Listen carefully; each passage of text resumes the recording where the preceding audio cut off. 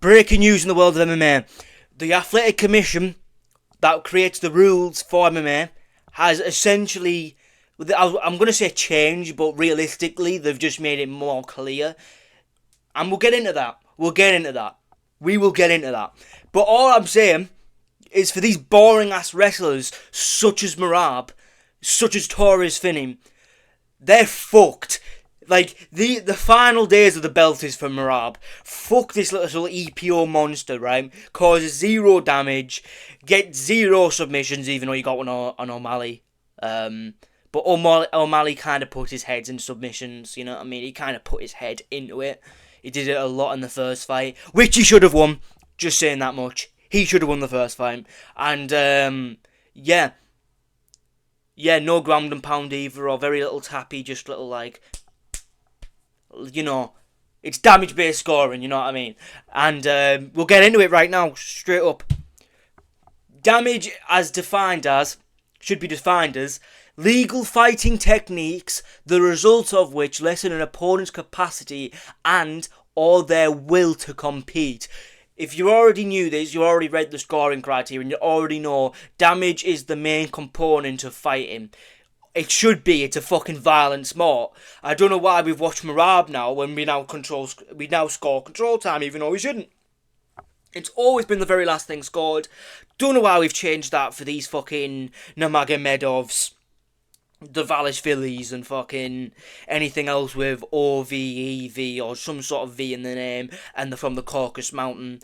Big up for Zevia. For Zevia, he fights with violence, and he's from the Caucasus, and he's like the only fucking one who does. And there's another guy from Azerbaijan, maybe it's an Azerbaijan thing, right? And Ilia Topuria, but he's Spanish, you know what I mean? Like, Spain made Ilia Topuria a Chad, let's be real, right? And I'll just get into the conclusion of this here. So this includes knockdowns, forcing their opponent to the canvas as the result of legal detrimental strikes. Well, I don't know why that really confused me for a second. I'm practically illiterate. I don't know why I've made a video on reading when I can't fucking read. Heavy and or concussive legal strikes to vital targets. I really think they should put body shots in here too, as like liver shot, because if you've ever trained before, you know a liver shot is like, you'd rather get hit in the fucking chin than a liver shot, let's be for real, right? Legal strikes that force their opponent to retreat, readjust, or default to defensive exclusivity. Have I said that right? Fucking hell, this is a video and a half. I cannot read and I'm somehow making a video on reading. What the fuck is this? And striking and or grappling that leads to visual injuries, right? Swelling, laceromas, bruising, hematomas. You know, I think you should say, like, etc. Because if you have a red mark on your face, that's still, like, visual damage. Nose bleeding too. That's always something. It's why O'Malley should have won the first round against Merab and winning that fight. But I'm not going to keep going on about that because seeing Merab submit O'Malley really annoyed me. Grappling or submission attempts that hyperextend joints or cause rotational damage, chokes that cause visual distress. Again, we already knew this. Like, if you're a hardcore fan of the sport, you've already read these, and you already know that it's damage-based scoring or, like, submission stuff as well. Like, fight-ending scenarios, I would probably more categorise it towards, but this makes it, like, so obvious now that it's damage. It is damage. We don't score fights on control time because their name ends in OV, EV, or has a V in their name some sort of way, and they're from the Caucasus Mountain. You know what I mean? I don't really understand why the name ends in an OV and we all just all of a sudden go, oh my god, their 10 seconds of control time is unworldly. I blame Joe Rogan for this, but I don't know about yourselves. And damage is the most highly valued component in judging a round because it is not an action, but rather a direct result of effective fighting. Love it. I love it. We need to introduce this. This is what we need. Violence in a combat sport. Let's go. We need this. We love this. If you actually, like, it's not even that I hate grappling, it's because I hate people like Merab, people like Torres Finney, who don't fight, they just hold people, they just gaily hold people, and are the most unexciting people ever. And I'm not saying striking can't be boring either. Look at Ankalaev. You know what I mean? Like, Ankalaev is my best example. He's so technical, but so boring at the same time. You know what I mean? He's not like Volk, where he always goes to a decision 9 times out of 10. But he's so technical to the point where it's like, well, this fight's entertaining. You know what I mean? It's just Ankalaev. He'll throw a fucking jab cross now and then the rest of it will just be looking at his opponent. But yeah, the rest of it is damage is the measure of effect on an opponent. Again, I love this, but we already knew this. The result of which lessens an opponent's capacity and / or will to compete, and has an immediate or a cumulative impact towards the ending of the match, given priority given to the immediate damage over the cumulative. So what this tells me is that I've been right all along. And for the people that are on the Volkanovski thing, for the people who say, right, I'm gonna have like a fucking aneurysm on this fucking video, right? Immediate damage over cumulative damage means that Volkanovski lost round 2 to Volkanovski. That is a fact. Just because Volk hit him with a few more inside low kicks and a jab cross does not mean he won that round. He got dropped. End of conversation. 10-9 Lopez. Put respect on my boy Lopez. My boy Lopez is a Chad, and we are knocking out Gene Sill. No, we're not. Gene Sill was probably going to beat him, but you know. I'm probably going to have to do more research on that one, to be fair. But right, moving on to the next point, because this is where we love life. Because this tells us that boring ass control time fucking merchants don't exist. Doesn't exist and shouldn't be scored. Right? Dominance, defined as supremacy of position, action and or volume by one fighter over another, sustained periods of time. It reflects an imposition or mastery of fighting skills and effectiveness of one fighter over another, leading to success, tactics and or strategy advantages intended to result in damage. Result in damage is a key point there. You can't be laying on top of someone and boring out a card because you can't fucking cause damage in the slightest. You know what I mean? I understand you need to hold them to hold the position and then get your stuff off. But if you're just holding them and doing fuck all with it, you lose. You're not winning. That's a neutral position. If you're holding someone on the cage like Mario Bautista, you're losing. You're not losing, but you're in a neutral position. You know what I mean? We don't mind a little bit of cage hugging if it's to get your breath back for like a second or two, right? But when it's like a minute or 2 minutes of every round, then it pisses me off, right? But this includes forcing their opponent to continuously defend with no counters or reaction given openings present themselves. Right, okay, I take it back. Merab's career isn't destroyed by this. Fuck's sake. Corey Sanhagen, I'm praying for this guy to flying knee this fucking inbred goblin. Fuck's sake. I hate Merab with a passion. His character is class. But as a fighter, he's boring and balls out everything. But this is the main part I love about this new scoring criteria. Staking a dominant grappling position and continuously forcing their opponent to defend potentially fight-ending submission or attacks, which means ground and pound and submissions, obviously, you know what that means. Note that merely holding a dominant position shall not be considered as demonstrating dominance in the round. Oh, I'm so happy with this. This needs to be added. This needs to be like the first page of every single rules. You know what I mean? When we get to the end, I'm gonna talk about how I would make it personally better, because trust me, I've got some good ideas. But maintaining an overwhelming offensive pace with any combination of lethal techniques continuously forces the losing fighter continuously or be in a defensive or reactive state mode, but I'm saying state because it makes more sense. Duration defined as a measurement of the time or percentage of one fighter has spent on fighter successfully imposing their effective techniques, thereby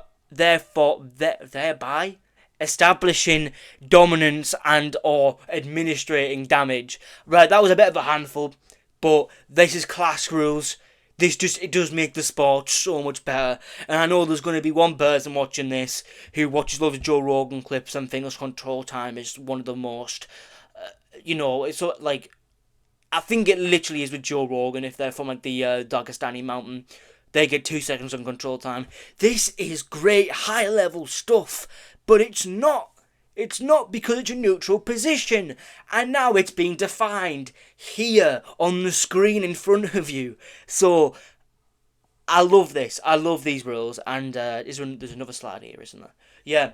Effective fighting techniques. Judges shall evaluate the effectiveness of each fighters' mixed martial arts techniques, such as effective striking defined as strikes that result in damage, effective grappling that defined as execution of grappling skills proven productive by damage resulting from takedowns, reversals, submission attempts, and achieving advantageous positions.